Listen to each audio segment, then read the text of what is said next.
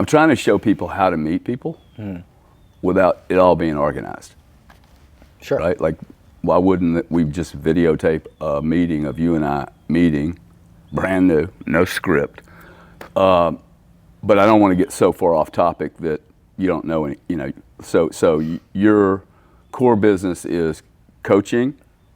Well, we have a few different products. It's my business is getclients.com, and essentially we help you get more clients. So we have a membership site called Get Clients University, and we also have like an AI marketing software. Everything we sell is designed to help you get more clients. I mean, it's pretty, thus the domain name, you know. And my story, we sent over to PressPack, but basically my story is, you know, I grew up in Florida as a... What part? Spring Hill, of all places. And, you know, parents weren't exactly the best in terms of preparing me for the world. I delivered pizza for 7 years straight. When did you start working now? Working? Yeah, what was your first job? 15. I was dishwasher at a Chinese restaurant. Yeah. What'd you learn from that job? From washing dishes, it was a long time ago. My memory isn't all that good, but I would say the first thing I learned from that job is that, you know, you should always be looking for something better, because I wasn't happy being a dishwasher. Yeah. You know, and I know so many people that are happy being a dishwasher. They're just happy to make ends meet. And so every single day I wanted to get out of that Chinese restaurant. And so I just looked for whatever I could look for, whatever I could learn, whatever I could do to get out of that situation. And by the time I got into the next situation, I was always looking to get out of that situation into another situation. But let me ask you a question though. When you were cleaning the dishes, did you do a good job? Or did you I believe you should always do a good job, whether it's your business or somebody else's business, because you don't want to carry bad habits into your business. Yeah. See, I found like my first job was a waiter at a country club. Okay. I learned a lot from that job, dude. How to make a rich person say thank you and me get a little tip. Like I had to learn, okay, look, my job is to be a servant here, and there's nothing degrading about me being a servant. The question is, can I be a good servant? Even if I'm like, oh, this is not my life job. But I definitely do want to do a good job. Like I worked at Market Basket for a year and a half going to college. Like I pack the bags really well. I make fun out of every job I do. Like if I'm gonna go clean the dishes, I'm gonna clean the dishes. Yeah. I may not like it. Do it well. Do you it do well. some things like you do everything. Might as well have some fun doing it, right? Like at least you're proud of it. So that's what I learned in the very early ages of, okay, I know how to work. I can make some money. It wasn't scary for me. He's like, okay, I can do this. I can dig a ditch. I don't want to clean dishes, but if I have to, like I hear people go that like guys like you and me that have built businesses, and I'll never work for anyone. Really? I'd work for somebody tomorrow morning. No, I wouldn't even think about it. Like I don't have that thing. I have to be in control. You are working for someone. You're working for yourself. Totally. You got to hold yourself and accountable. All my clients, you got to do all the same thing. Yeah. And all these peeps. I mean, like. Okay, so you started there. You said your parents didn't give you, like, what would your mom and dad do? So my mother was a manager in automotive service. She used to fly around the country and help improve sales in automotive service departments. And my father was a DJ, like not modern day DJ. He was like a radio DJ back when that was still a thing. KJW. Yeah, that guy. Yeah. And so my dad was a very artistic, entertaining type of guy, and my mother was a very much of a career woman. And they hated each other. Oh, yeah? Oh, they hated each other. And by themselves, they're fine, but together they hated each other. The best day of their lives was when they got divorced. But I learned, even though I didn't grow up in a very good environment when it comes to just being social and resolving conflict, I learned an insane work ethic from my mom. She used to ground me if I got an A-.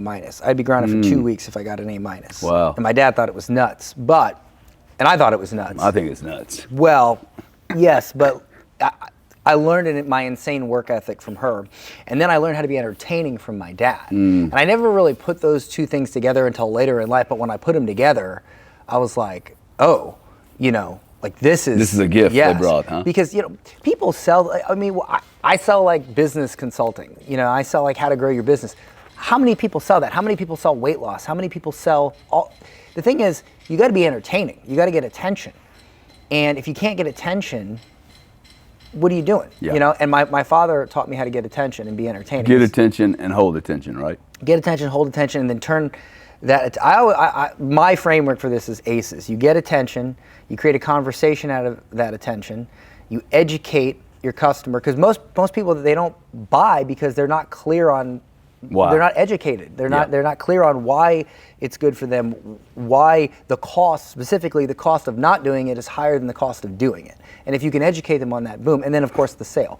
And so I just kind of put all this together, and I own I used to work at a carny. I had an Italian ice cart, airbrush tattoos. I owned a couple restaurants, all kinds of stuff. When did you start like hustling? After the when the placenta was being wiped off of me, like right away. Okay. I mean, when I was a kid, I literally started mowing lawns for $10 a piece, and I was getting undercut by the neighborhood kids who were doing it for $5 a piece. So I came up with this idea. I was like, all right. I went to the kids. I said, listen, you're charging $5 a lawn. What's the worst part of this job? You started fixing prices back then, man? Well, here's what I did. I said, what is the part of the job you hate the most? And they're like, oh, talking to the old people. I said, okay. I'll talk to the old people. You don't ever have to talk to them. Yeah. I'll get the jobs and you'll still make $5. And they're like, okay. So I went around the neighborhood selling the jobs for $10, kept $5. They didn't work. Dude, that's good. That's good. But they didn't like dealing with the old people. They didn't like dealing with the old people. They didn't like to talk. Yeah, it was a win-win. Yeah. So and I believe that people who know how to use their mouth make the most money, because if you say, well, if you say I've been a brick builder for 40 years, I have 40 years experience being a brick builder. To me, no, you don't. You have 2 weeks experience being a brick builder, because it only takes a couple weeks to learn how to lay brick. You have 40 years experience settling for laying brick, because you could have taken that knowledge and turned it into something with your mouth. The guy that actually made the money, he's the guy that said the right things to get somebody to give him the money to pay you to build a building, so he could say the right thing to somebody else so they would buy it. Yeah. And all along, he's making the most money doing the least amount of work. Why? Because he knows how to use his mouth. Communicators are the people that make the most money. Actors, musicians. Sounds better when you say communicators than use your mouth. Yes, it does. But you gotta get the clips. Yeah. Yeah. No, I mean, telling the story is really important. You make me think of the Bitcoin movement, and I don't know how much you know about that world, but not as much as you, but a little bit. Yeah, the methodology by which they market and sell and communicate the product is so bad. Oh, yeah. And it took me a long time to realize, well, the reason it's so bad is because it's decentralized. It has no central marketing department. And that's a real problem. Like for Bitcoin as an industry, it's a real problem, because you have Group A, who came in really early. They have a pitch, they have a bias, they have a viewpoint.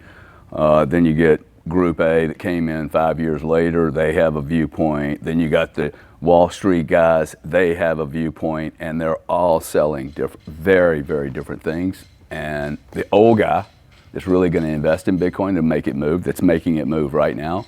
Oh, yeah, the ETF and all that? He needs to be sold this in a very different way. Yeah. I mean, like it's you don't come to a guy like me and go, hey man, get your seed phrases and stick your entire net worth on a wallet. It's like, yeah, it's a little bit more than $1,500, guys. Like, I'm not rolling around with a wallet with $100 million worth of Bitcoin, going to Costa Rica. Hey, let's party, I mean, that's just so. But the communication part, to me, it's people don't buy anything until they understand what problem it solves. Yeah, absolutely. Or how they benefit. I kind of feel like an asshole now, because I have my Bitcoin's on a cold wallet in a safety deposit box in the bank. But I like having full control over it, but I don't have 100 million, obviously. Yeah. So. Well, I don't think you'd walk around with $100 million worth of cash either. No. Right? Or Absolutely gold. not. No. Or it's... Just $100 million worth of ideas. You know, Oh, yeah, exactly. See, that's what... Yeah, exactly. Well, it's only $100 million? Not it. Oh, I know. I got to think bigger. Man. I know. I got to think bigger. Man, we need to add some zeros. I know. I Because it's only think thoughts, bigger. dude. They don't weigh anymore, you know. Yeah. You know that, huh? Yeah, $1 billion idea does not weigh any more than a dollar idea. That's true. That is absolutely true. Man told me once when I was 28 years old, he said, you know, you add 3 zeros to this deal, it doesn't require any more work. He said, it's just a zero, dude. It's just a zero. Like, I put so much weight on the zeros and literally learned it was easier to do a $100 million deal than a $1 million deal. The client's smarter. The client knows exactly, the $100 million guy does not ask dumb questions. Yeah, it's like wire sent, thanks. Yeah. I mean, not that easy. But yeah. You don't get lawsuits from that guy either. Right. You know, now, you may not make as much margin, but that But you really... make more money?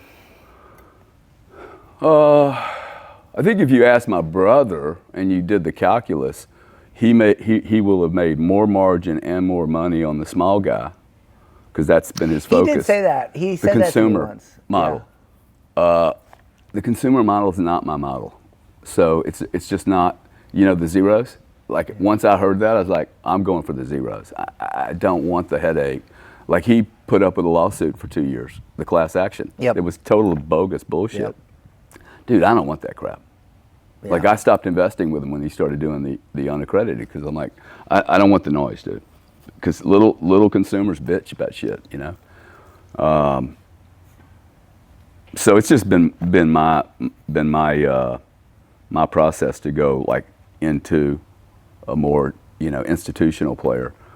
But I think the big numbers, you know, the big numbers are in what you're doing. There's 8 billion people that need help. Yeah, that's true. Right. And all of them want to make more money. Your universe is so much bigger than, like, and you can actually transact much faster. I mean, I think if people understood how much money Grant makes from that, like, everyone's off by 10x. Stuns me how much. It's nuts. I mean, I remember when I and he hasn't even started tapping into it, really, man. No, I went to that event that he held where he brought, like, some of the top internet marketers in the world, and I was honored to have an invite. And he's, like, taking us out on yachts, and he's spending like $100,000 on a fireworks show. And it's funny. I said to him, I was like, "What did that fireworks show cost? $100,000?" And he's like, "Yeah, it costs a lot more than $100,000, you know." And I was like, "Damn, dude." Yeah. Flying us around on helicopters, like, it's really lucrative what he has done, and he has definitely taken that social media aspect to the 10x. Yeah. But he's on. Man, you know, for me, it's hard because to be on like that all the frickin' time, you really gotta love it. And sometimes I just want to lock myself in a room and write. You know, write a new book, hang out with my family. I can't be on like that all the time, you know. But sometimes I like to. Yeah, so. I'm with you though. See, it's not my world. I would not want to be. Well, unfortunately, I look like him, so I get stopped all the time. Not even getting the benefits. But, you know, it just comes with the territory. Yeah, of course. So let's get back to you. So when did you leave home? I left home at 18. Yeah. I have a thesis that says that people that are really successful, most of them left home early. Yeah. 15, 16, 20. These kids staying with mommy till they're 27, dude. Like, so you grew up in Florida and you're 18. Where did you go? So I grew up in a small town in Florida, and then my father was from Chicago, so I just wanted to see what Chicago was like. So I moved to Chicago with my girlfriend. I lived there for about 3 years. I delivered, between Florida and Chicago, I delivered pizza for 7 years straight until I wound up getting a job at a sales company. Where you remember Billy Mays, the OxyClean guy? Yeah, man. Oh, So- yeah. yeah. Did he die or something? Yeah, he died. Like yeah. a weird thing? Well, I know how. Anyway, okay. I don't want to mention it on camera, but I got a job at the company where he started, and my sales manager. He was selling what? He was the OxyClean. Yeah. He pitch was an man. awesome pitch Yeah. man. So I got a job at this company that hired and trained pitchmen, and my manager was his original sales manager that trained him. And so my gig was selling these incredibly overpriced pots and pans at like Sam's Club and Costco. And so, you'd get on the mic and you'd be like, all right, attention, Sam's Club. You would go to Costco's and do the Yeah, do the I'd deal? set up the booth and all that, and I tell... That had to be great training, huh? Yeah, it was, but it wasn't just the training. It was more of a shift in perspective for me, because the very first day that we were selling, I had trained in 2 weeks. They had stuck me in a house with 4 other guys for 2 weeks in New Jersey, Trenton, New Jersey. So we go to Scranton, Pennsylvania, set up a booth. I get up there. Now, you got to understand, my whole life, I grew up... You're how old at the time? You're 20s? Early 20s. Yeah, early okay. 20s. My whole life, I grew up in a small town in Florida. Nobody ever listened to me. Nobody ever took me seriously. I would smoke pot, play video games all night. Like, I was not supposed to be successful. I was not supposed to be good at anything. I was just supposed to be one of the dudes, right? So I get up there and I start thinking, nobody's going to listen to me. I'm not this guy. And I tell my manager, I'm like, I can't do this. And he looks at me and I thought he was going to be like empathetic. No, he was pissed. And he's like, we trained you for 2 weeks and spent all this money on you. He holds up a sheet of paper, and it's the script that he taught me to say for the sales presentation. And he says, we spent years and millions of dollars crafting every single word on this script. He's like, shut the fuck up and say the words. I'm like, okay. So I get up there. I say exactly what I was taught to say. And sure enough, 4 or 5 people pick up sets of cookware and take them to the register. And I made $1,500 in sales commissions that day. That was more than I'd ever made in an entire week, in 2 weeks, delivering pizza, smelling like grease all day. And it taught me a very important principle. If you know what to say, the world can be your oyster.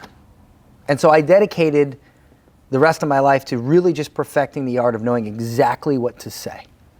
And that's what really, from a mental perspective, started my career and eventually made me a millionaire. It was just really trying to understand exactly what to say. How long would you have that job? I had that job for about a year, and I eventually... How many pitches you think you did? Oh, 100,000, over 1,000. See, thousands of pitches, okay? Yeah, thousands. You remind me, that story reminds me of the Kentucky Fried Chicken guy, the story about, hey, when would you quit? When would you give up doing pitches? And they use Colonel Sanders as the guy, right? Like, hey, how many times you think it took him to pitch? I can't remember. I think Norman Peale or one of these guys wrote a survey on the guy, and it was like 1,020 pitches, man. Yeah. And most people would have given up after 10. Like, I see sales guys, they make 10 sales calls and they give up. But see, that's a principle that can be applied to any aspect of life. Like, I was married to my wife for 4 years. We got divorced for 5, and then I realized after 5 years, oh, I made a mistake. Like, that's the best woman I'll ever have. And my first pitch to her, hey, we should get remarried, was her response, her objection was, I would rather light myself on fire than get remarried. Roughly, if I counted correctly, 321 pitches later, she said, okay, Dan, I'll remarry you. Oh, wow. 321. I counted. I literally counted. No shit. Don't ask me why. I just did. About 321. And eventually she remarried me. Yeah. My brother begged his wife for a year. He tells the story like she wouldn't pay any attention. Some chick treats me that way, dude, I'm done. I'm out. I'm like 1 or 2 times, I'm out. Yeah. I don't, really, maybe I just never met the right one, right? Yeah. Go balls crazy over that. He's got a great marriage. I'm like that if it's the initial interaction, but this was more like recovering a sale. Yeah, recovering a contract. Yeah.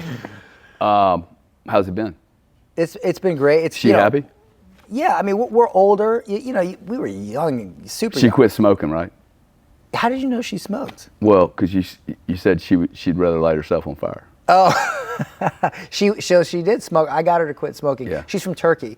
Smoking's big over there. Totally. But I got her to quit. Yeah. And now I'm trying to get her to eat cleaner because obviously I'm into health and stuff. Right. So no, it's good. I have my son every day. I get to see my son every day versus the weekends. How old is your kid? He's 5. Oh, that's awesome, man. That's awesome. 5. How do you like being a dad?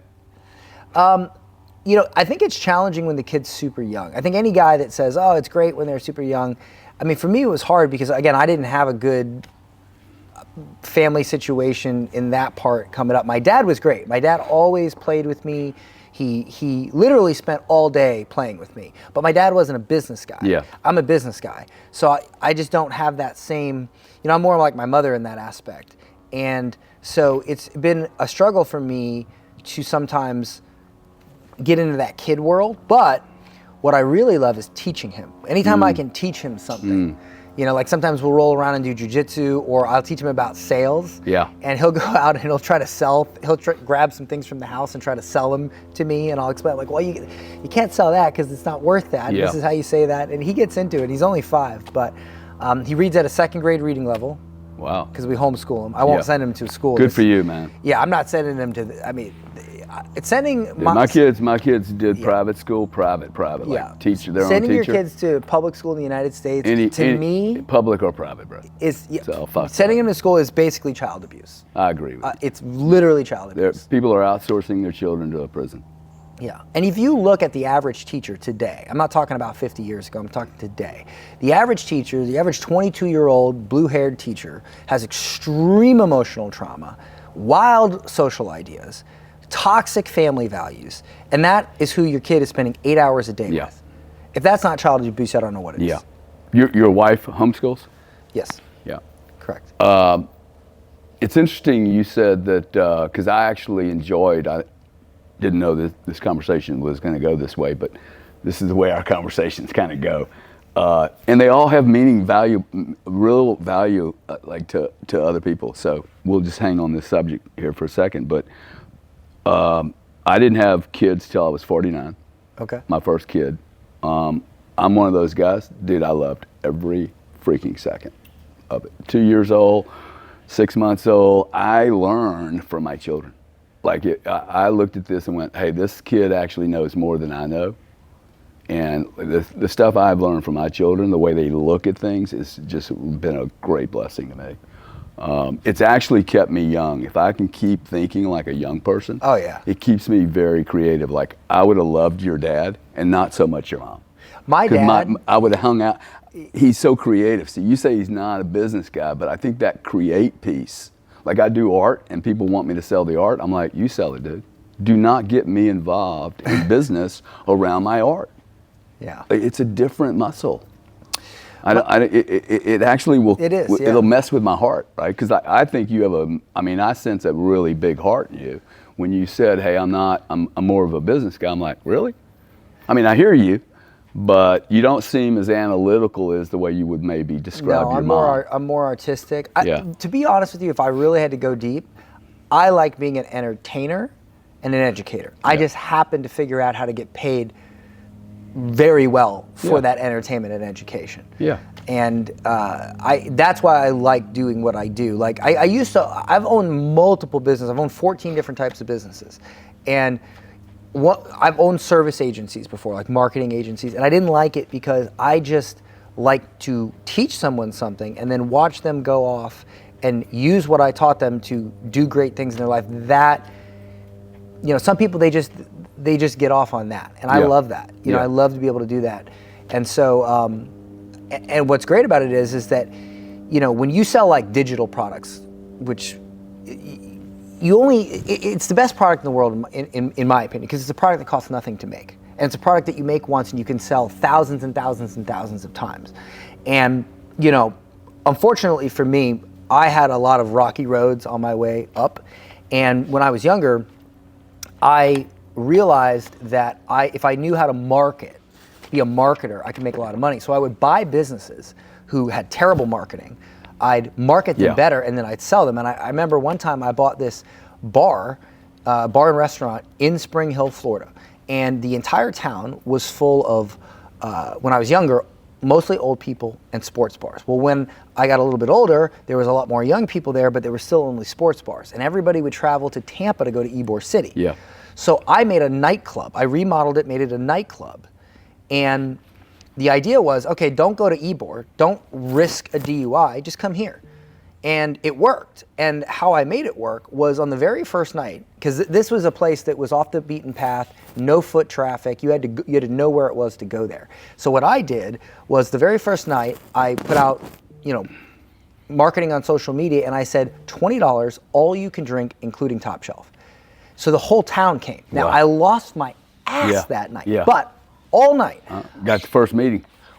And all night I went around with a camera taking footage of the place packed. So then when I ran paid ads on Facebook and YouTube, all you saw was this incredibly busy location. And thus it became busy. And I ended up selling it for a multi-six-figure profit 14 months later. Now, I was young. I literally looked like I was 12. People, when I would say I was the owner of the bar, they would be like, no way. Like, I looked super young.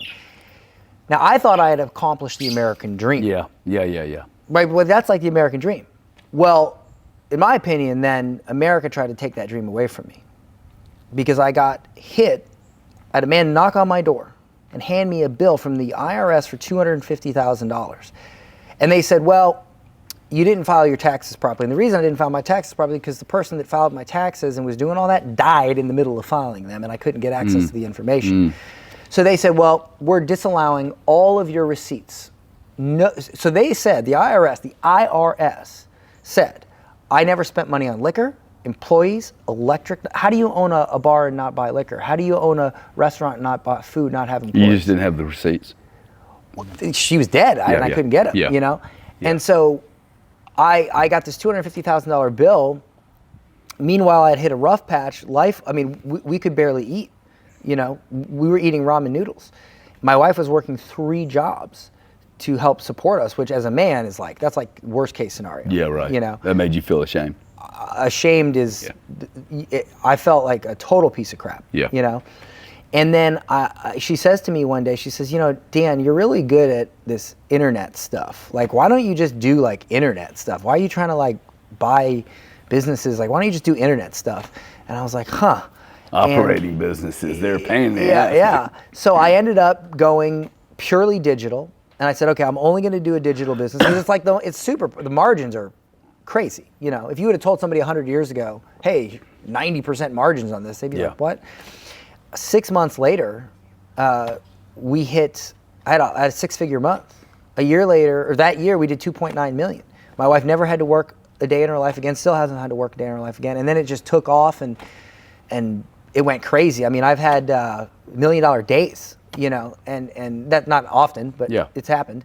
And it's just nuts how that all came from that. And what's great is I stuck it to the IRS because I hired a really top-notch tax attorney, which got my bill reduced down to like 50 grand.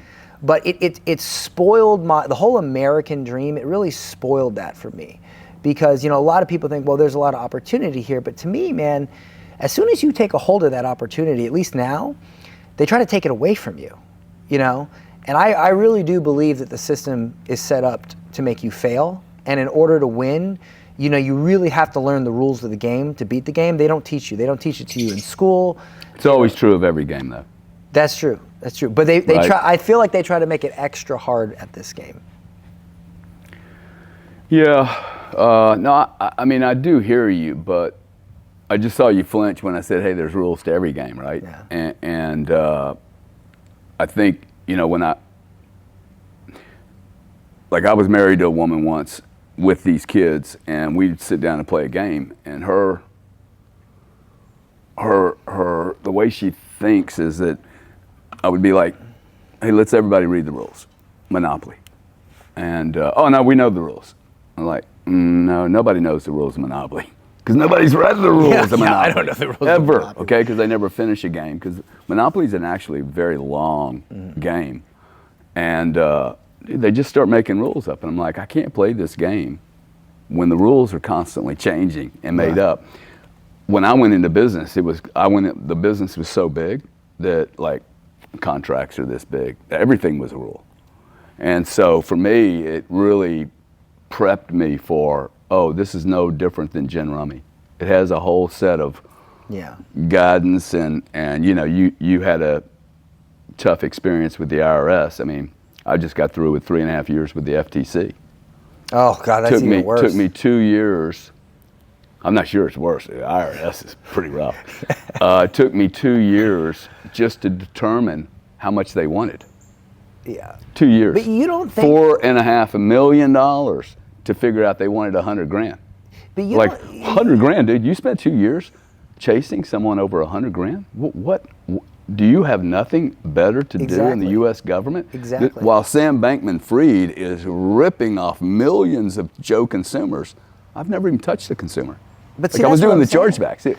Well, we live in an enforcement.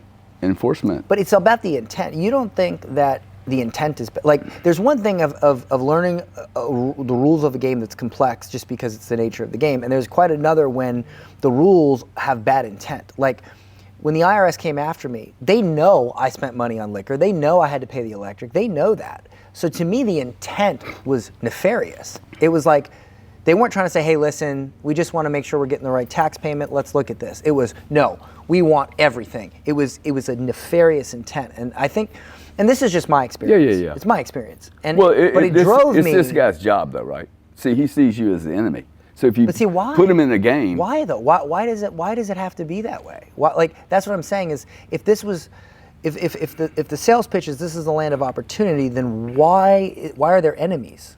You know, why is this nefarious intent? My point is, it gave me. I'm glad it happened. yeah, Because if it didn't happen, I wouldn't have become a millionaire. I wouldn't have bought a house for my mom, for my dad. I wouldn't be able to. We're going to Dubai for a month. We leave Sunday to go to Dubai for a month. Like I wouldn't be able to do that and provide that if that did not happen. Because what that did, you started looking at exits and strategies Yes. not to be oppressed. So Yeah, that pushed it you pissed out. me off. Yeah. Did you rescind your U.S. passport? no, because I listen. I would, but the 50% exit tax is like, I mean. See, I thought you were going to tell me that. Hey, yeah, I learned this so early. See, it's almost impossible for me to be able to do it at my age.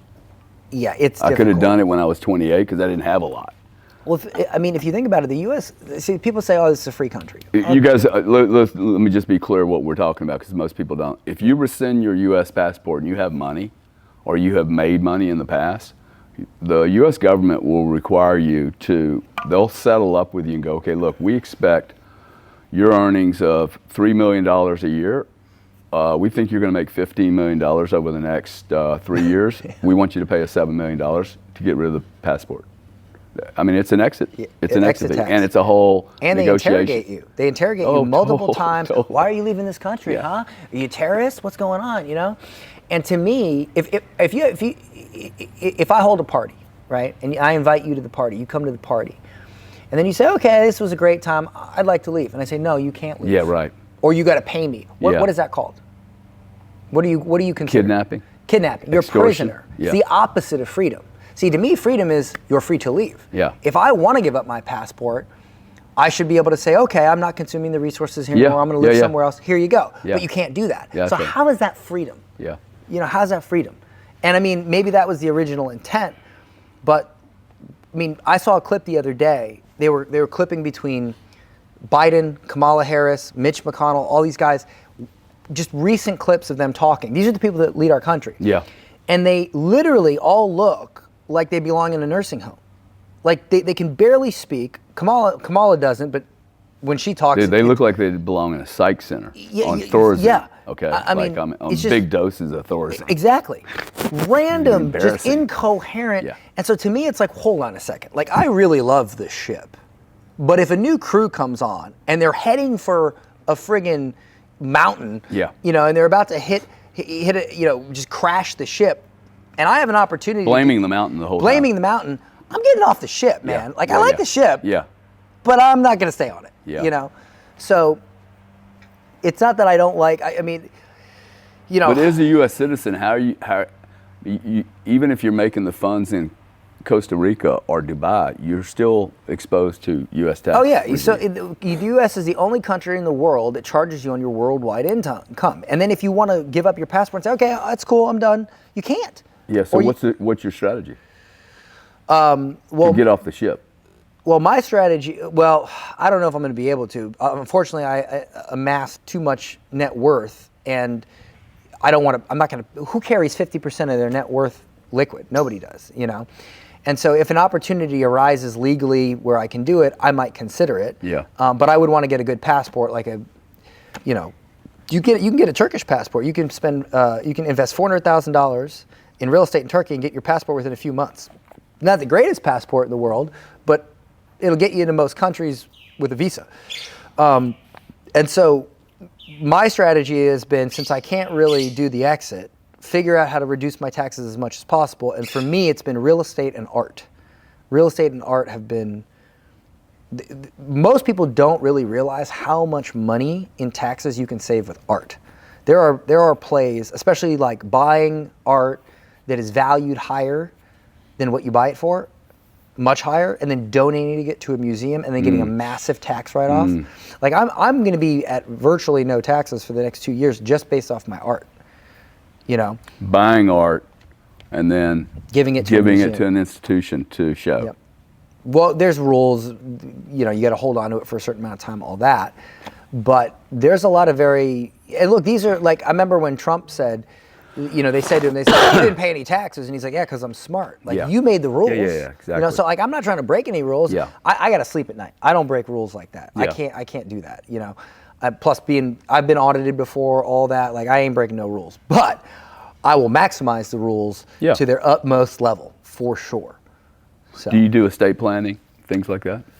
You too young to think about that. You mean like trusts and stuff? Yeah. I'm getting into it now. It's when you start talking about trusts with people, it's like all the charlatans come out, and you just don't know what to believe, and then your CPA is like, I don't know, and so I'm still getting into that world. That's new for me, but I'm looking into it. It's so complicated. If you got any tips, I'm all I mean, yours. I know some really good people, but it's a quagmire of guys like you and me. We just want to build things. We don't want to sit there and go, okay, let me go protect everything. To your point, we really shouldn't have to go through all these iterations just to protect wealth.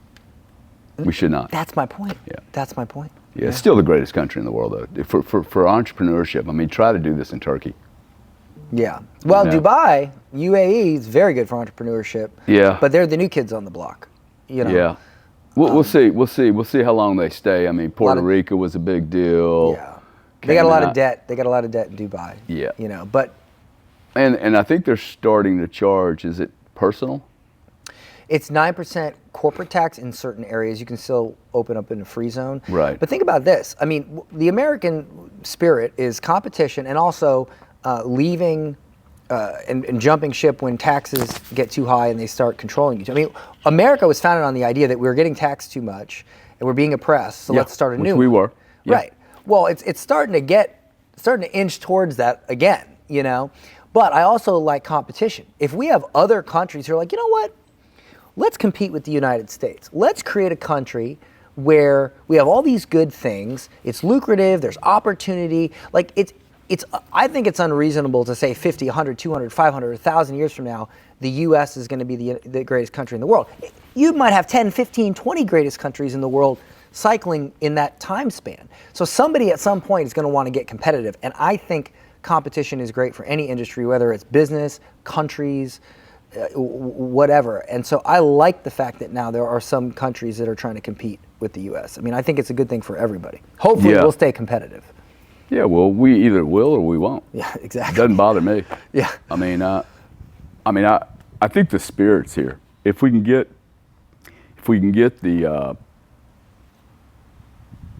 the politicians who don't actually have never created anything, if we get them out of the way and we actually have business people exactly running the show, like we need a CEO. Okay, there's nothing wrong with the ship, it's the crew. I totally. The ship is awesome. Actually. Yeah, the ship's great. I mean, we have resources crew sucks. forever. Crew sucks. Crew sucks. They're trying to hurt the country. Let's get back to your business then. You basically help people scale.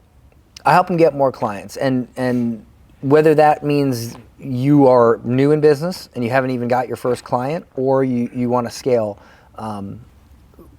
If you have a business, we teach you how to do that. And we have programs for those who, you know, they don't really know what type of business they want to start. We show them how to start a digital business, which I believe, look, you know, man. Let's use an example of a company that I'm familiar with. Sure. It's a digital product software. Okay. It's in a marketplace where the U.S. government, the IRS, Treasury Department have mandated a certain set of reporting requirements in 2025, 18 months from now, for last year's tax year on all digital assets, NFTs, Bitcoin, smart contracts, tokenization. Doing accounting on digital assets is not like accounting for a 401k or pension program or a house. It's very, very different, right? You're buying, like if this was a bunch of Bitcoin, these are all different Bitcoin. They're all coming from different places, different holders, really good tech. A mandate by the U.S. government, but the technologists, and I'm sure this is where I'm trying to head, the type of clients that are attracted to you, I'm seeing a lot of technologists show up in this world and they don't know anything about making a product that is understandable and deliverable in a very easy way to the user, whether it's an institution or a consumer. They don't know how to pitch. Yeah. They don't know how to pitch. Yeah, that's a very common problem. And look. What do you see? What do you see? Like, what is the few of the common things you run into when you say they don't know how to pitch? What does that mean? Oh, I'm glad you asked. So, most people, they get in their head about their product, and what they don't realize is it's not about what's going on in their head. It's about what's going on in the market's head or the people who are going to buy it. And a lot of times, entrepreneurs, they want to create something they want to make instead of creating something people want to buy. Mm. And you think that's because they're more inward focused or outward focused? I mean, what makes someone so sticky on their own little baby? I think it's because most people start businesses for the wrong reasons. They start businesses to entertain themselves. Interesting. Rather than to solve a problem. And an entrepreneur is someone who gets paid a lot of money to solve problems that other people don't want to solve. And so everything has to come from that. I've coached thousands of entrepreneurs, and whenever I say, what do you sell? They'll say, they'll start telling me their whole backstory of what happened when they were a kid, and it's like, what do you sell? And then they still can't tell me. And then I say, okay, what problem do you solve? And they'll say, well, I help people achieve abundance. I'm like, okay, that doesn't mean anything. You just literally said some stuff you heard on Dr. Phil or something. That doesn't mean anything. It's gibberish. What problem do you solve? Well, I help people get their best body or level up. Like, okay, what? You have to go with the problem. What is the problem? Is the problem you're overweight? Is the problem you're paying taxes on crypto and you don't even know how to manage that and save that? Is the problem that you don't have enough clients? Is the problem that you're overweight and you can't spend enough time with your kids?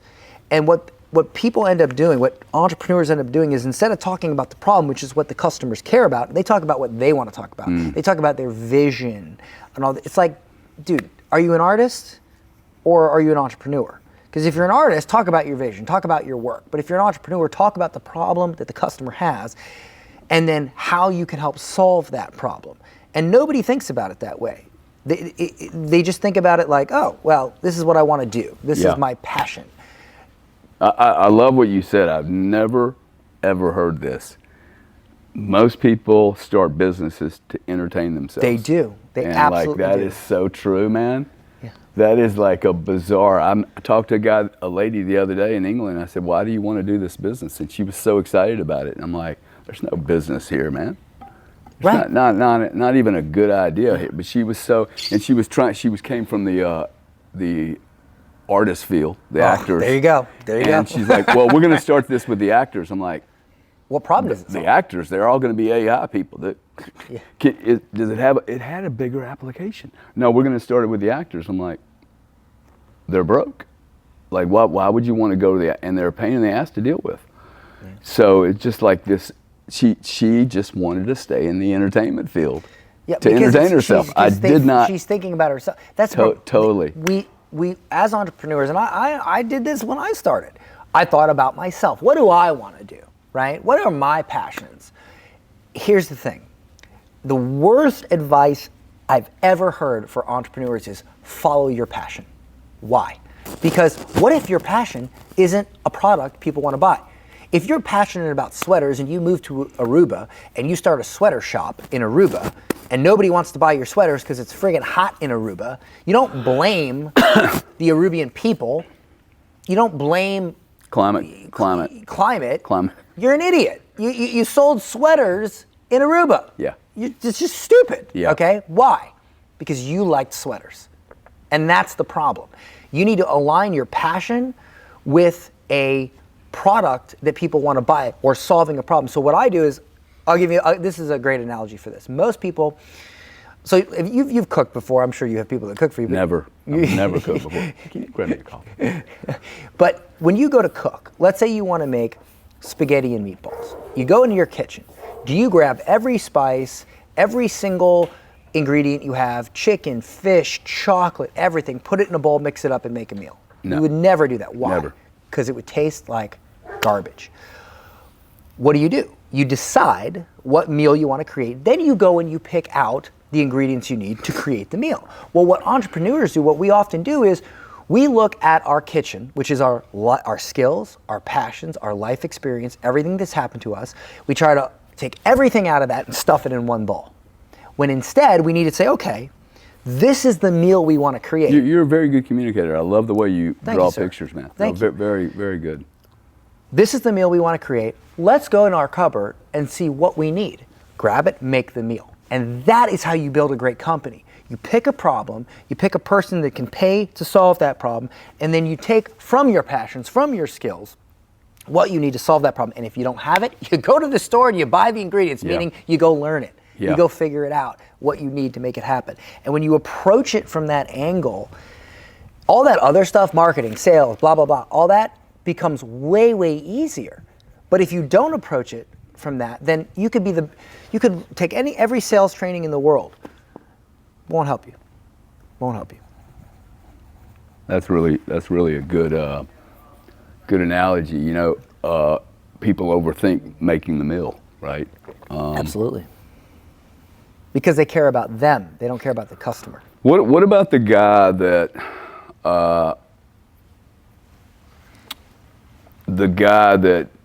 to go back to your analogy with the ingredients, what about the guy that just doesn't have the right ingredients inside of him?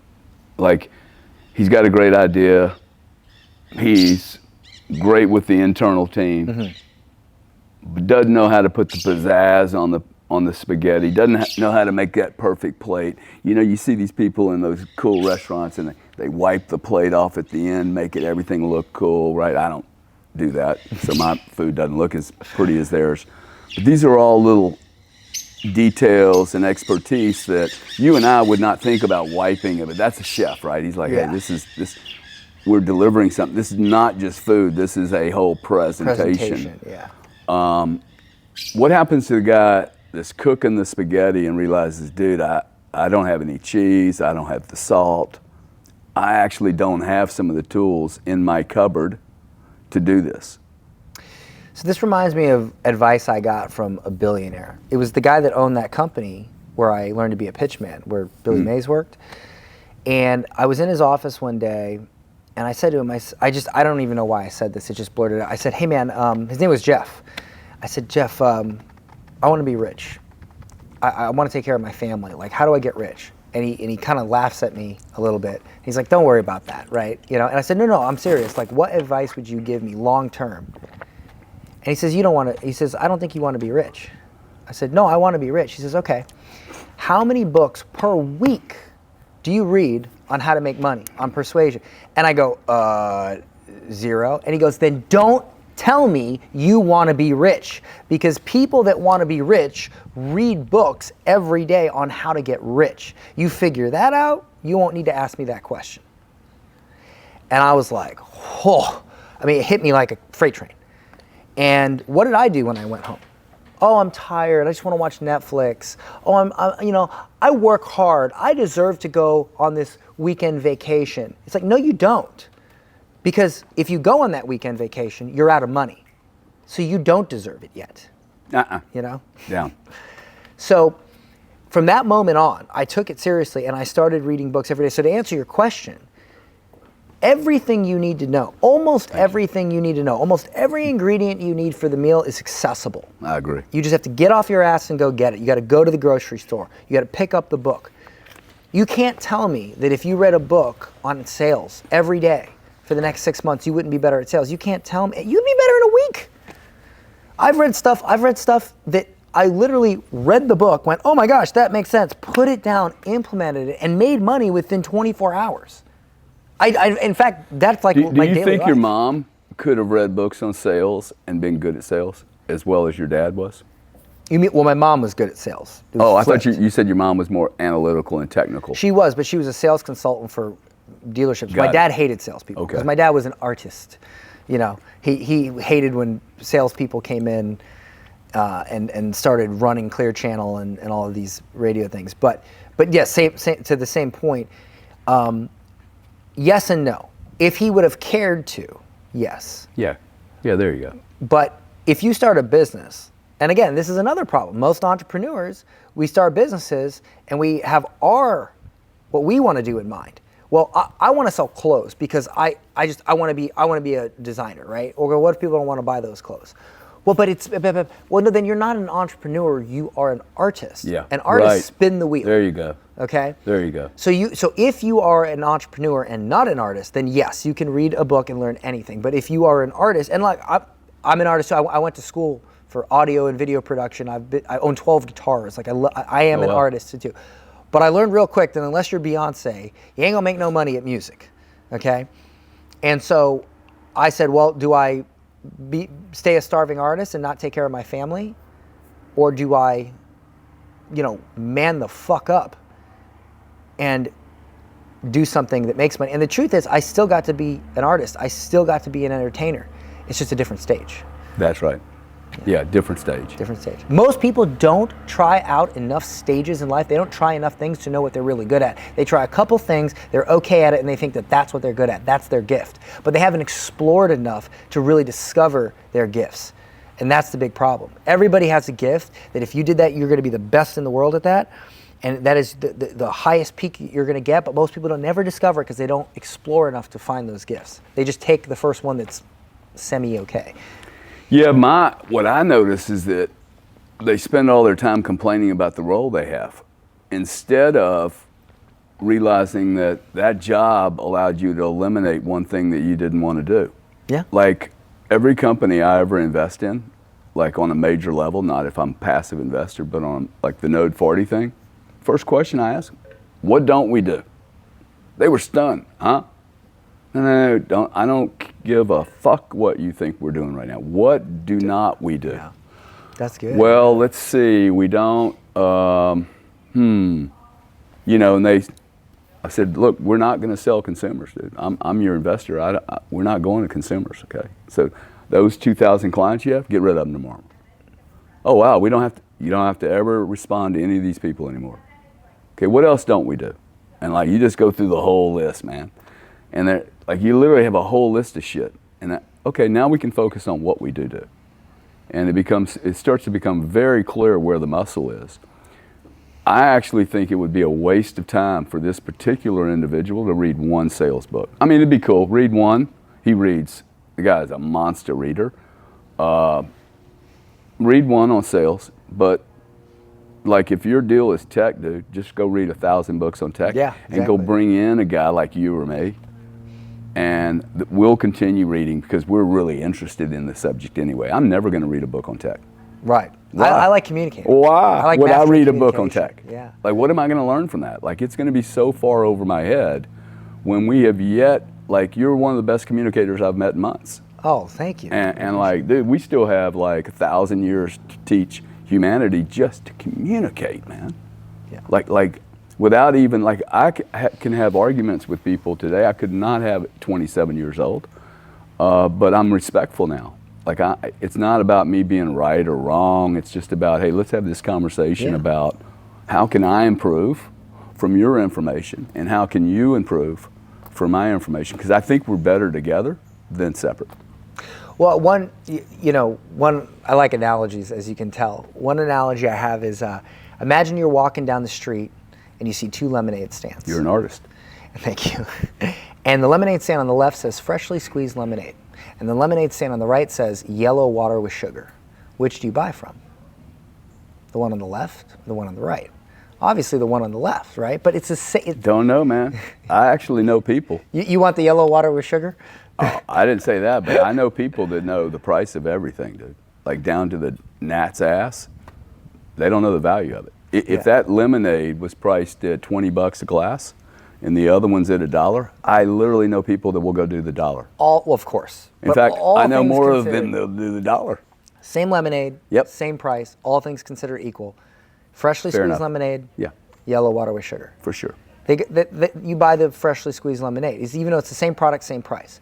And what that illustrates is that the lemonade stand on the left knew the better words to say to their customers to get them to buy. Got it.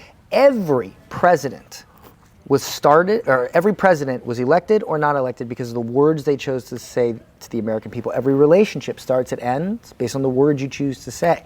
Every company is built or not built based on the words you choose to say to your customers, to your investors. It all starts and ends with words. And in the marketing world, when you use words to try to sell stuff, we call that copy. And I believe copy is king and kings rule the world. And to me, there is no greater skill that you can learn than how to communicate, because that's what drives everything. If we all could not communicate, everything would fall apart. Your lawn wouldn't get mowed, you wouldn't get food, you wouldn't be able to eat, nothing would work. Words are the glue, or communication is the glue that holds us all together. And so to me, if you were to say, hey, I don't know anything, right? I'm just a normal Joe Schmo. I want to be successful. I really don't know how, but what should I do? What's the first skill I should learn to ensure that I never have to struggle to eat? I would say learn to sell, learn to communicate. Because, I mean, So how do they do that? How does a snowflake, techie, heavy tech guy, grew up in the 21st century looking at Xbox and doesn't have the monster amount of communication skills, how do they start? Well, I can tell you how I did it, because I was a terrible communicator. I had a stutter. I still do it. I repeat myself. I'll say the same thing 3-4 times. I was a terrible communicator. And what I learned was that if I look at somebody who I like, I think that person really can communicate well. I study them. Like just last night, I was going for a run, because I run every day, or I do like the assault bike. I was listening to an old Zig Ziggler speech, and he said an analogy. He said, he was talking to the audience, and he was telling the story of a famous archerist, and he said this guy was so good that he could hit the bullseye, and then he could take another arrow and split the arrow on the bullseye. Awesome. But then he says to the audience, I guarantee you that I can take anyone in this audience, and in 20 minutes I can show you how to hit the bullseye more consistently than that archerist, provided we blindfold the archerist and turn him and spin him around a bunch of times where he doesn't know where the target is. And the point is that it doesn't matter how talented you are, if you don't have a goal, Right. if you don't have a target, you can't hit the target. And J.C. Penney said, you give me a stock clerk with a goal, I'll give you somebody that can change the world, but you give me a man without a goal, I give you a stock clerk. And so when I heard that, I say to myself, okay, he communicated, what he really said was have goals, but he did it in such an eloquent way. And I say, okay, how can I make something that's my own that's just as good as that? And then I start brainstorming. I think, well, what's an analogy that's similar, but it's not an archer? What's something that resonates with me more? It's like you can take a world class, because I do a lot of like MMA and jiu-jitsu, so I could maybe say, you take a world class boxer, but then you blindfold him and put, headphones on him where he can't hear, well, then you can punch him in the face, Point is, if you can't see what you're aiming at, you can't hit it. So that's what I do. I look at people who are really good at communicating, and I say, how can I make that my own? And what's more importantly, why is he saying that? Yeah. And then it's like, oh, he's illustrating a point, but he's telling a story, immersing you in the story, driving it back to a principle and then relating that principle to whatever it is he's selling. And I study the why behind that. And so a lot of people will say, well, learn from this person. And that's great. I say learn from watching what this person does. I learn just as much from buying a sales course as I do from being sold on buying a sales course. So what material would you have someone start studying?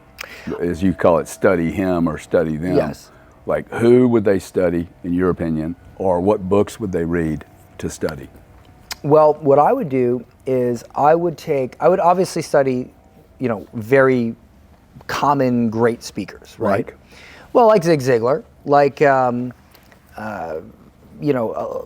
a lot of the old guys, because the old guys said things that most people forgot. And so a lot of gold is with the older speakers. But a really untapped is preachers. Because think about this. Like you look at these Benny Hinn and Joel Osteen. If you watch Joel Osteen, and I'm not saying like I'm a follower or anything, but if you watch communication ability, some of the best communicators in the world are preachers, because think about this, every Sunday, sometimes twice a week, they have to come up with a whole new sermon, brand new. Most professional speakers, they come up with a signature talk, they perfect it, and that's their whole life, one talk. Preachers have to do it every week. And they have to come up with analogies and stories. You and I would have been great preachers. Oh yeah. I could have absolutely built a church. Yeah, definitely. For sure. So you study them, and you study, okay, they're making I think it's a point. actually easier to sell that than a product. Sure. I could do that. It's the best product in the world. I'm going to save you from eternal damnation, and you're going to live in paradise. Own flaws. Yeah, and you'll be forgiven for all this. By the way, I'm going to tell you what all your flaws are. Yeah, horrible stuff you've done, you're forgiven. It's a great offer. Yeah. But that's what I would recommend. Find the best in the world and find people who do it a lot. So you've been studying these guys for a long time. Oh, yeah. What would you recommend? Who are your top, 3 or 4 guys to listen to? Zig Ziggler. Joel Osteen for sure. There's a lot, but I'd say Zig Ziggler, great communicator. Joel Osteen is a great one. A new guy who's a personal friend of mine, Myron Golden. He's fantastic. I've heard his name before. He's fantastic. And your brother's really good too. Like, he says a lot, but sometimes he gets on these really concise analogies as well. I've heard him. But his method is more like lots of content. Yeah. And then, this one worked. Yeah. Whereas these preachers, man, they got to nail it like every single Sunday. Some of the best books you've ever read. Well, this one's that'll get me in trouble, but I think one of the best books I've ever... Can't get in trouble on my channel. Yeah. There's no limits. 48 Laws of Power. Okay. Because, the 48 Laws of Power, a lot of people talk bad about that book because... Who wrote that? That was Robert Greene, I believe. And it is a book about how dictators came to power. Well, how pretty much all leaders came to power, just the vast majority were dictators. And it cites... Is Biden a dictator? I don't think he's conscious enough to be a dictator. Not even sure he's got a dick. Yeah, he's not even here, But Sorry. I'll give you an example. One law was never outshine the master. So, for instance, let's say, and you can see examples of this, right? You'll see these big gurus online. You'll see the little gurus. What they'll do is they'll whether they had success from them or not, they'll say, I learned everything from this guy. And then everybody in that guru's audience will be like, this guy's really winning. Yeah. This guy's too high. I can't get to him. I can't afford him. Or he's too busy. Let me go to this guy. Yeah. Never outshine the master. Now, if that guy said anything bad or criticized or went toe-to-toe with the big guru, well, now he's cut himself off from that. But if it's constant praise, well, now he's in the circle, and by proxy in the circle, he gets the spoils as well. And so that's just one of the 48 laws. But the thing is that you can use these laws for good or bad. Just like you can take a hammer and you can build a house for needy little children, or you can bludgeon someone in the head. Yep. It's a tool. Yep. And most people don't realize that famous speakers throughout history Whether good or bad, whether Gandhi, Mother Teresa, Stalin, Hitler, doesn't matter, Obama, whoever you want, good, bad, anywhere in between. Very good speaker, Obama. Very good speaker. They all use very similar speech tactics. It's the intent in which they use the tool. And so I believe it's very important to study everyone, whether you like them or not, because they're using the same tactics, you know. I'll give you a little lightning round here on speakers compared to each other. Obama versus Trump, best speaker, best communicator. Trump. Best communicator, huh? Because he speaks at at a reading level of like 3 or 4. Who is a more honest presenter, Trump, Obama, in your opinion? Well, obviously Trump. That's a no-brainer. Yeah. Michelle Obama, versus her husband. Michelle versus Barack? Yeah. Better communicator. Oh, better communicator or more honest? Better communicator. Probably Obama. Big leading player like a Larry Fink, Blackstone, versus a guy like Donald Trump. I don't know enough about Fink to... I don't like to talk about things I don't know. I don't know enough about him to make that comparison. Yeah. Any other books that you've read that like really massively impacted your life that you said, hey, look, everyone should read this book? Yes. The Game by Neil Strauss. So this is a book. This guy's a journalist, and he spent, it was either 1 or 2 years with a group of guys who were pickup artists. You know, like they would go and say things to pick up women. And I didn't read it to learn how to pick up women. Somebody told me that they said it's the best sales book, best sales and marketing book you'll ever read. And I was like, a book on how to pick up chicks? He's like, yes. He's because all the principles in there are the exact same. I totally agree, man. Exact same. People get so confused about going and getting a meeting with a target. Right. And then they confuse. I'm like, hey, when was the last time you asked a girl out? My God, dude, this is not any more complicated than that. This is this thing I invited you to that we do on Sundays on pitches, the 30-second pitch. You know, everybody goes into their deal instead of, dude, you have 30 seconds. If you're going to meet a blonde that's your perfect image of a perfect woman, you're not going to tell them about your business or how great you are in the 30 seconds. You're going to have to do something to impinge on that woman to get her attention, not so that you're not considered to be a freak or a stalker, in less than 30 seconds that gets you another 30 seconds. Yes. Or maybe later 30 seconds or 2 minutes. It's just not any more complicated. I'm going to read that book. I've never read it. I will read that because to me it's... Yeah. And pitching is, man, it took me years to learn how to effectively pitch and to develop a repeatable framework for it. I mean, one thing I do, and I do this on my YouTube channel, is people will give me a pitch and then I'll just immediately spit it back out better, you know? But that's not because I'm talented. Yeah. It's because I know a framework, right? Yeah. And my framework is the epic pitch, EPIC.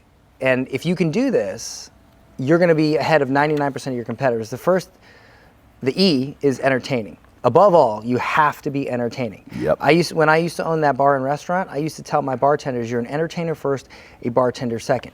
Because if it's day shift and you have 3 people sitting at the bar and none of them are talking to each other, they're going to leave.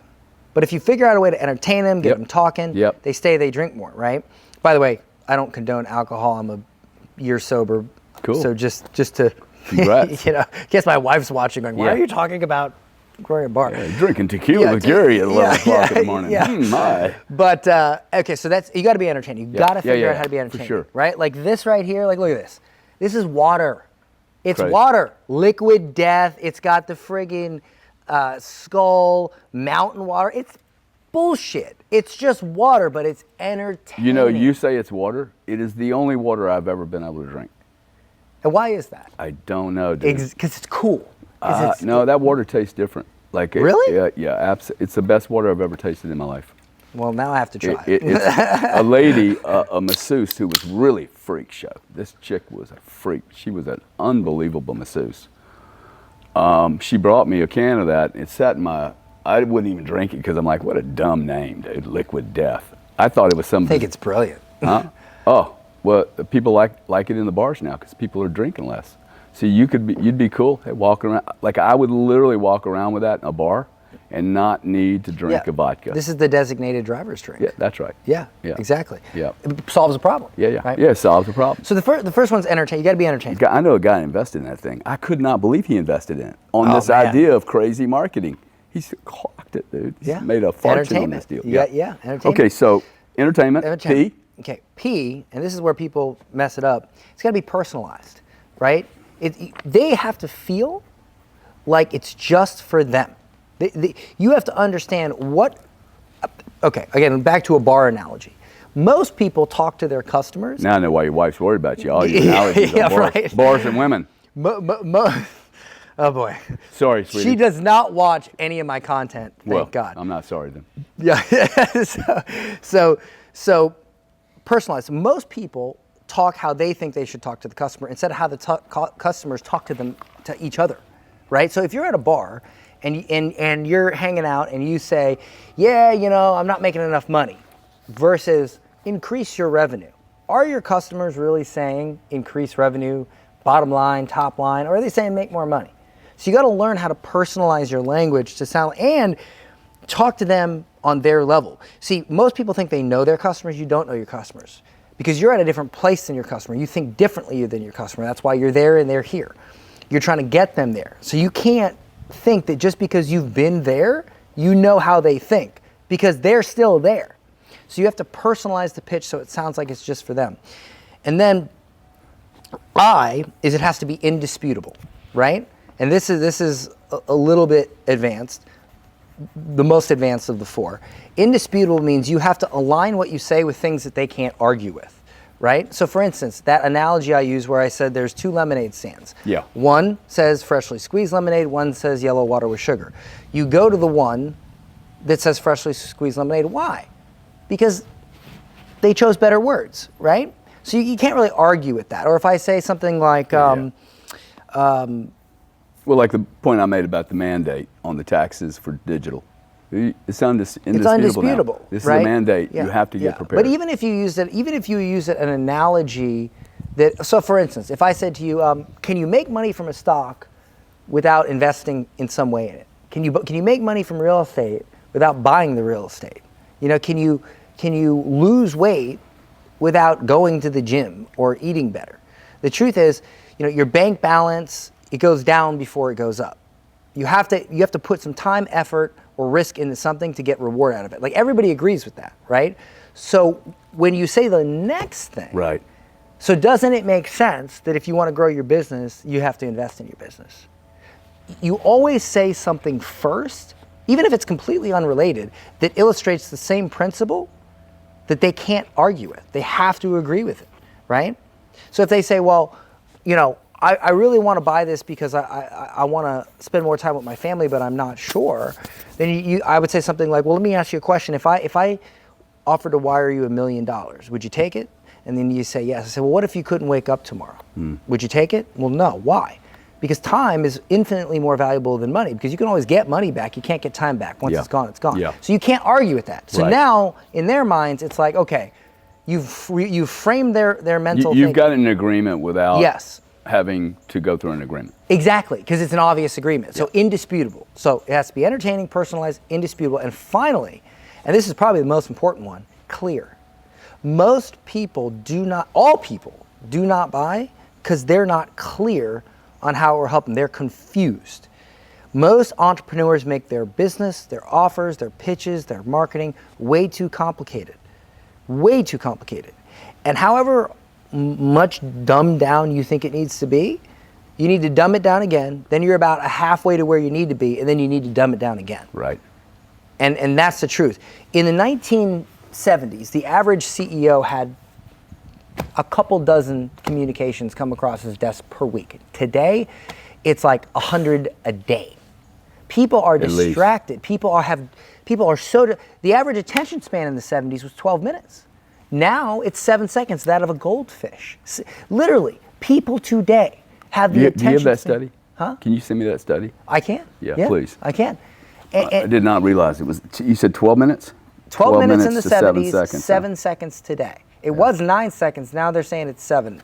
But even if it You was know, not. you know, somebody looked at one of my email addresses one day and there was like 23,000 unopened emails. And they're like, dude, seriously? Right. Like, that's just so irresponsible. I'm like, I'm not going to read 23,000 fucking emails, dude. You don't have time They're to from your confuse- employees. I'm like, Exactly. yeah, half of them are responses to a response to a response. Delete. This is people pretending to go to work. And- They're not working. Man, they're forwarding fucking emails and going, well, what do you think the color should be, Bossaroni? And it's like, dude, you were supposed to pick it out. Yeah. Right? You don't And have time to present it. confuse your customers today. Like, you want me to go online and go look at the color chart? Like, present me some ideas, make it Exactly. quickie nicky, and let's move on down the road. Customers do not have time to be confused today. If they're even remotely confused, they're gone. You have to make it clear. If it's Or entertaining, if you have an employee, sorry to interrupt you, Yeah. but because you just made me think of something. Is an employee any different than a customer? Really? no, because you're selling Thank you them on very giving much. their best 8 hours a day. Yeah. It's See, I see companies spending more time on their customers than they do with their employees, and then they end up in a loop where nothing's actually happening because the employee himself, the intermediary between the owner and the target, they've spent very little time on refining this person's pitch because most people aren't even staying in these locations anymore. There's no expertise anymore. Right. Right. right. Everything's being treated almost like a commodity. Exactly. Communication has to be entertaining, personalized, indisputable, and clear. I'll give you a perfect example. My son is it's very difficult to get my son to eat. I don't know what it is, right? He's 5, man. He's 5. But I always get him to eat. And it's because when I do it, I make it fun and entertaining. I make it personalized. I say, do you want to be big like that? He wants to be big. He wants to have muscles like daddy, right? Not that I have big muscles, but to him I do. Yeah. So I personalize it to him. You want to have big muscles like daddy, right? Entertaining. So entertaining, personalized, indisputable. Do you think that you're going to get big muscles if you eat cake or if you eat chicken and vegetables? Chicken and vegetables. That's indisputable and clear. If you eat this much, you will get this. Clear, no confusion. Entertaining, personalized, indisputable, and clear. Epic pitch.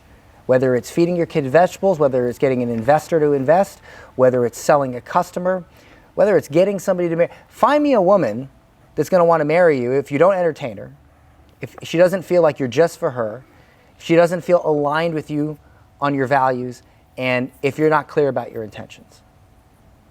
Epic. Everything I in love life that. is an epic pitch. I love that.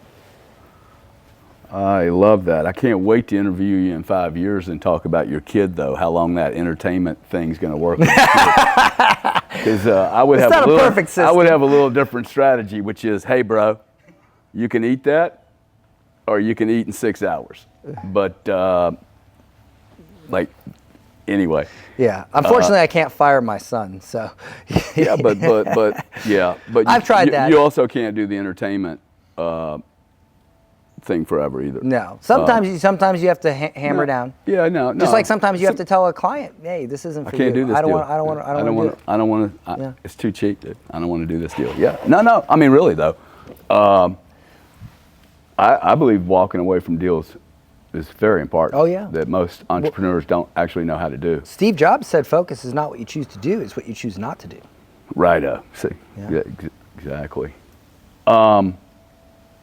Where do you see the market going for entrepreneurs? I mean, is this a good time as we move from the analog age to digital everything, which I think is what's happening right now, that we will never go back to 8-track tapes, that you only continue to move further and further down the digital hole? There's not going to be these two worlds. There will be a tipping over point. How are entrepreneurs able to respond to a global market, global opportunities, lots of different unclear regulatory hurdles, like all the internet stuff going on? I mean, all the stuff going on, crypto. There's I think there's dozens, if not hundreds, of lawsuits being filed or going to be filed around a lot of issues around digital that, well, for instance, the shit I went through with the FTC, I mean, that is a clear problem with the world as it was and the world as it is today. And they were trying to deal with microtransactions. I'm like, you guys can't even define what a microtransaction is. Yeah. And we're moving into a digital world where everything will be micro. I mean, I know where we're headed. Like, this is so clear to me. I mean, I could epically present a case where we are totally digital in less than 7 years. Oh, sure. Which means that the old systems, all of that, dude, it becomes redundant and unnecessary. Well, I think if you're getting smoky hot, because we can move these. You want? Can we move them? Just pause it for a second. I don't know the stuff you know, like these big number deals and all that. But I'm young. I still got time. So. Oh, you got a lot of time. Well, it's not the world you live in either. I mean, I just happened to end up in the energy business, so it just took me. Look, I was 21. Grant would leave home at 29. He was living with mommy till 28 or 29. Grant really made all his money in the last 12 years. Wow. I had retired by the time I was 41 or 42. He hated me. He's like, dude, you like, I cannot believe, like, you have this cool life. You work for a big corporate. You got all this stock. But I was learning stuff. You could not be an individual in that game. It was too big, dude. $1 billion transactions. I mean, yeah. I couldn't. You didn't have the credit. The lines of credit to do any of this. So, but I think there are people that, look, Grant has become a super brand, and so I think that's it's hard to get him off the brand, but the amount he likes it. I think you have to really like that deal. I mean, he made a comment once about, I was like, dude, I'm happy to do these X spaces. And I find that really, really fascinating. That's what's really brought me into the public market, even though I don't love it. I think I have a message that's really valuable to other people, and that's really the reason I'm doing it. To then do it on YouTube and do it on camera, it's a lot of work, man. Yeah. It's just so much work, and you got to keep doing it. I'm not sure that venue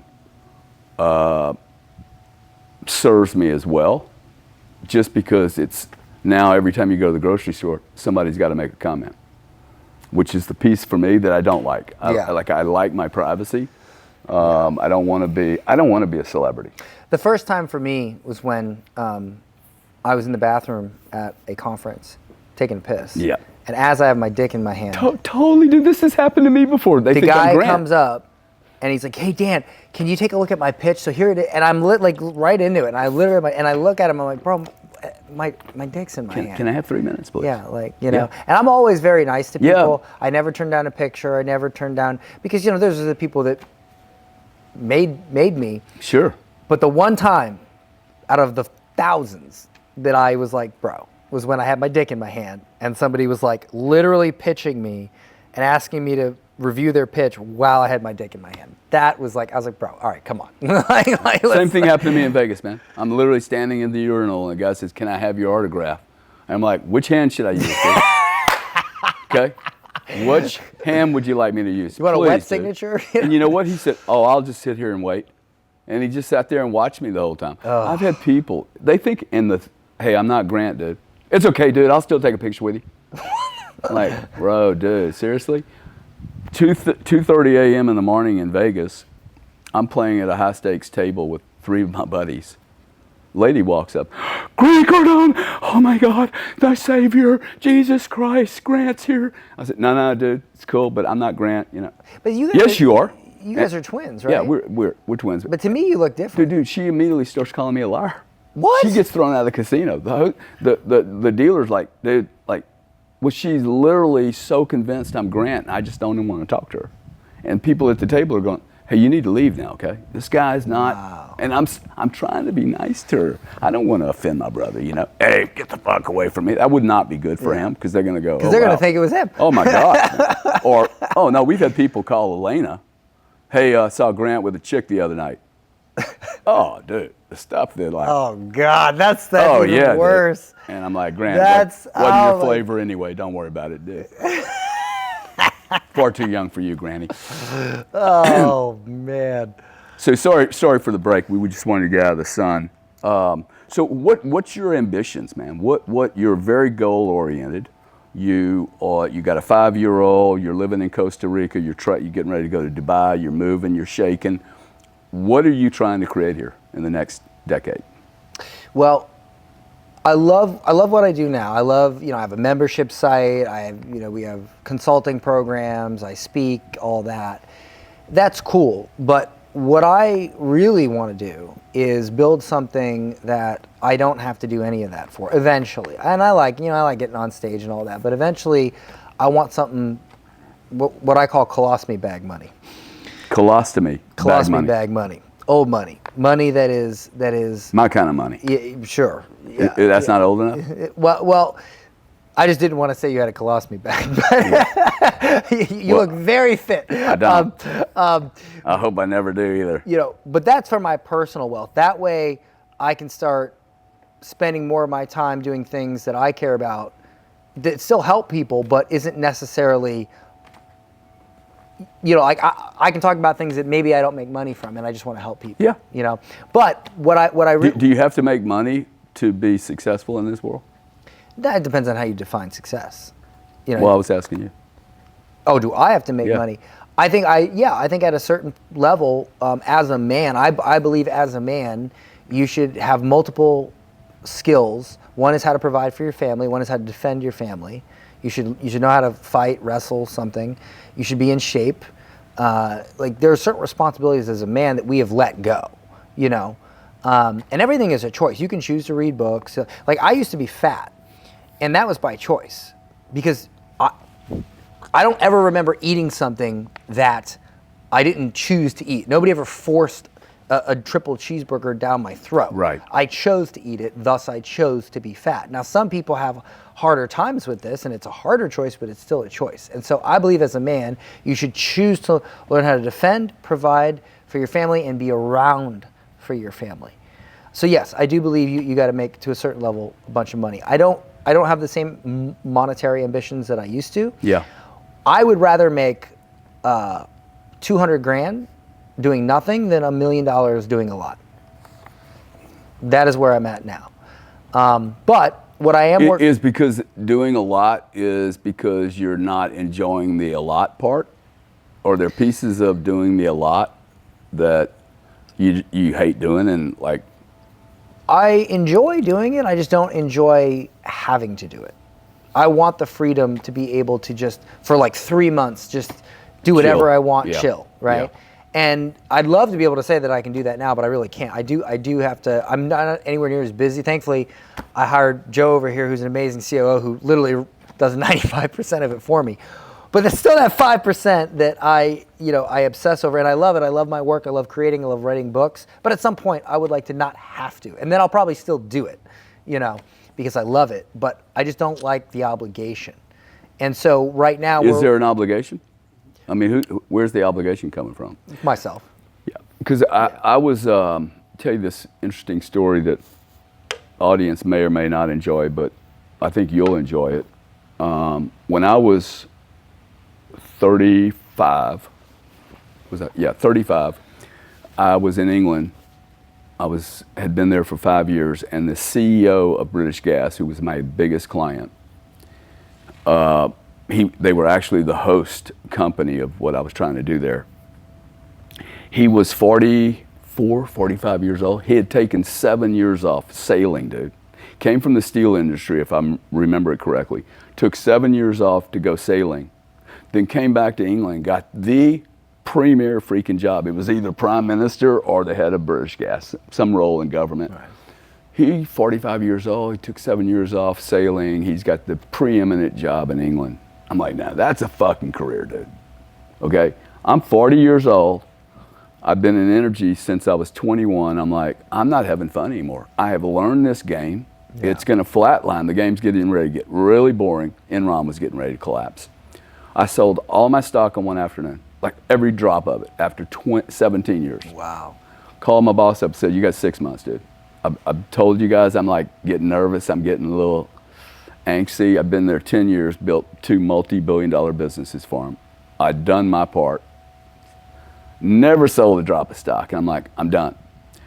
42, left England, came to the States, spent 7 years, did nothing. Studied religion, history, read books, chilled out, went fishing. And my wife or girlfriend at the time, we're living here, comes to me and said, hey, I'm pregnant. She was scared to death.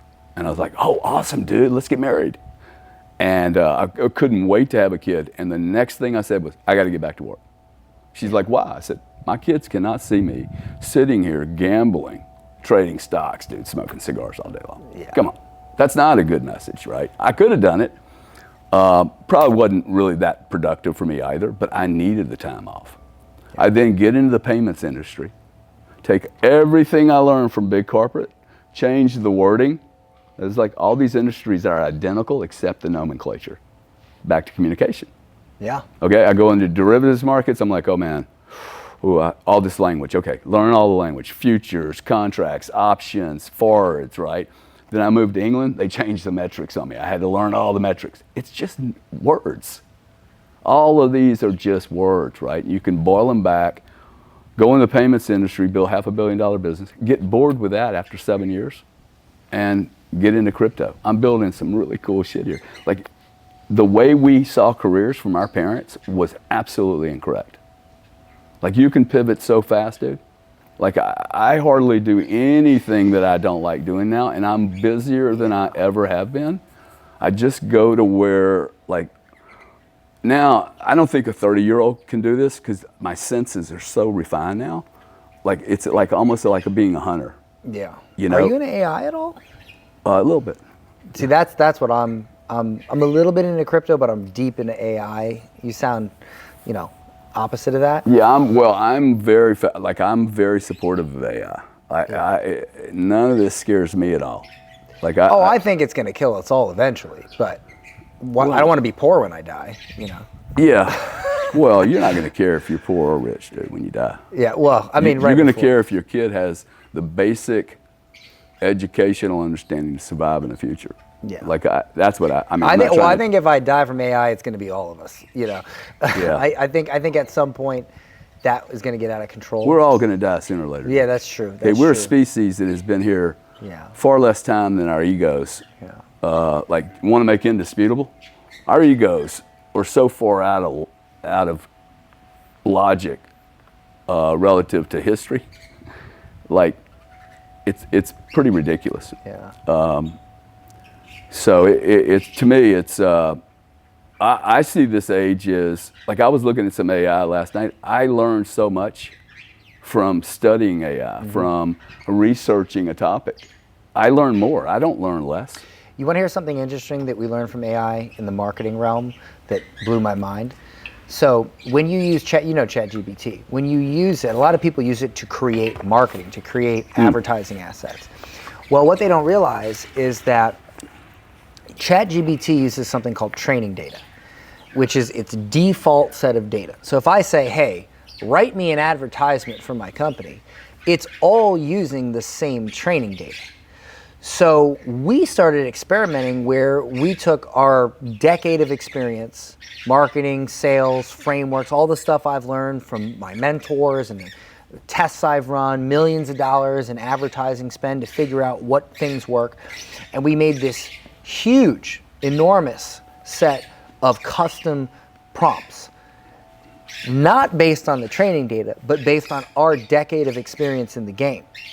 And then we started using those prompts instead of the training data, and it started outputting marketing for us that was like almost indistinguishable. Like, you couldn't tell it was AI, and it was really good because it was like taking my brain and my team's brain and making an AI version rather than using the AI. It was just powered by it. So then we developed, and then you say, what do I want to do? Where do I want to go? Yeah. We developed a software. We hired developers. We developed a software that uses those. And here's the big problem with using AI to create marketing. You don't know what to ask. So for instance, I paid 15 grand for a sales page one time by one of the world's best copywriters.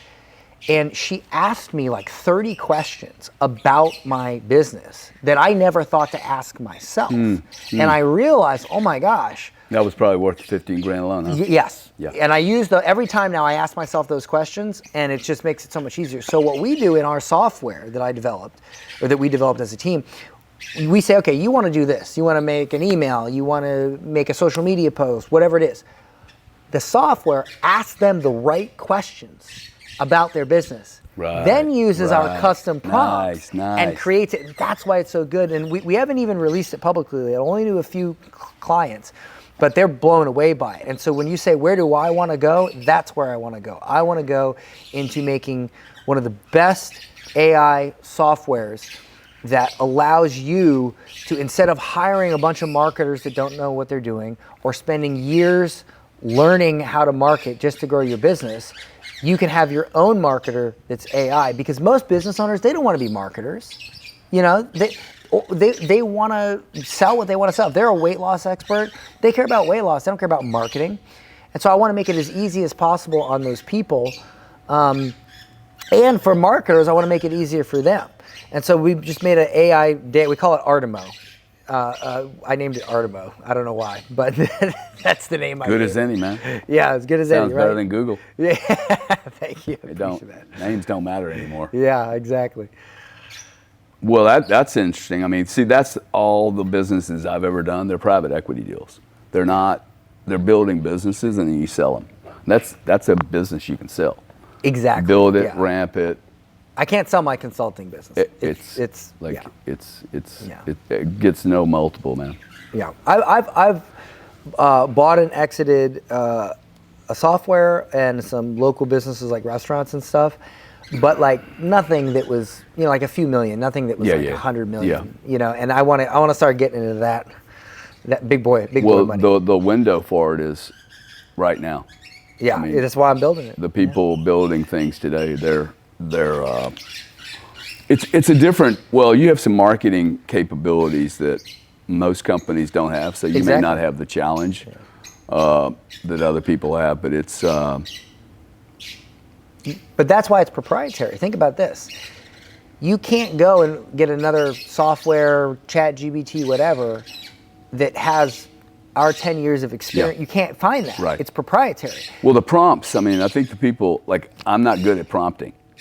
Yeah, build me an Asian woman that's 6 foot tall. Well, no, really, and 6 foot, dripping water, but I'd give all the prompts all at one time, and it just spits out some ridiculous thing. It's an art. It's an art. Yeah. It took me 6 months to asking the questions to ask the questions is cool, dude. That was the your deal. Because I wouldn't know how to do the prompting part, right? Right. So if I say, if you say, write me advertisement for my company, there's so much to that. Yeah. Who do you serve? What problem do they have? What do they think they need to know to solve their goal that is not actually the thing they need to know, and instead they need to do this. What's the real root of their problem?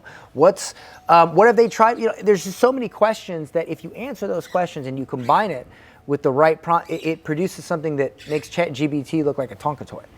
So Dan, 10 years from now, let's do a little goal setting, because I'm going to interview you in 10 years, right? All right. 10 years from now, where are you? What are you doing? Are you in the back building big companies? Are you hanging out with your 15-year-old son, teaching him how to drive? What are you doing? In 10 years, I have done, created, or innovated something that has made a major shift or difference in the world, or at least in our world, the world of business.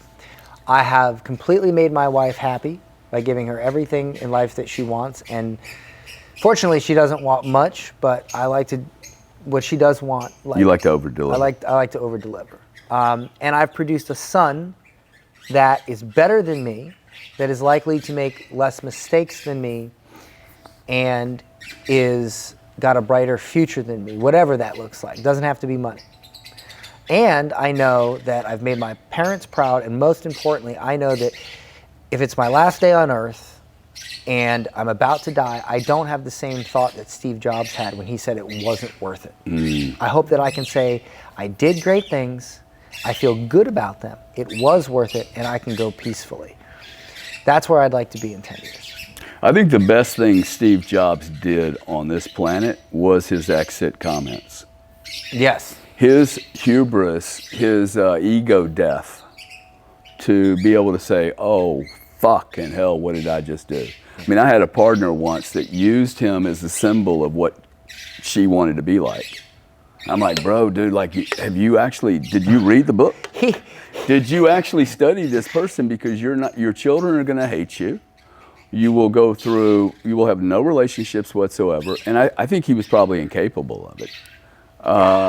Right or wrong. But like, no, you're right. I'm very, like Elon Musk, I don't want to be Elon Musk. I'm glad he's around. But like living that life, it doesn't look, I'm having enough problems in my own bloody situation. And by the way, you said that you hope he makes less mistakes. As an older guy, I'm going to tell you, I hope he makes more mistakes than you did. Okay. Because he will not become anti-fragile and tough if he makes no mistakes, man. Okay, that means mommy took care of him. Like, if he's not learning, he needs to break. I've had 13 surgeries. Like, you got to break your leg, man. I hope he makes just the right amount of mistakes. You're not in control of it. Yeah, I know. So I know. And that's hard. He's gonna. Yeah, dude. I got a 16-year-old daughter she wants to go to South Africa this summer. I know people that have sent their kids to South Africa and they came back raped. You know, like their whole family is completely like fucked up for 10 years. Knowing that, I'm like, I still have to let her go, man. Yeah. You know, this is like Alexander the Great was already in war. Yeah, he's 17, about to take over the world. So these kids are like, the best thing I could have done was left my home at 21. I should have traveled more. Like all the stuff you're getting ready to do, Dubai, like do it now, dude. Yeah. Because at 60, you don't want to do it at 60. Yeah. See, this is the thing about money that nobody teaches anybody. Spend the money now when you really want to enjoy it. You're going to be able to ski Whistler and Verbier with your 5-year-old. You take him to France and go skiing, okay? And give him so many experiences. Let him make, this is my theory. I give my kids monster experiences, both low end and high end. Mostly high end because I'm so lazy now. And they get to decide when they're 18 what they want to do. If they want to go clean dishes in a Chinese restaurant, awesome.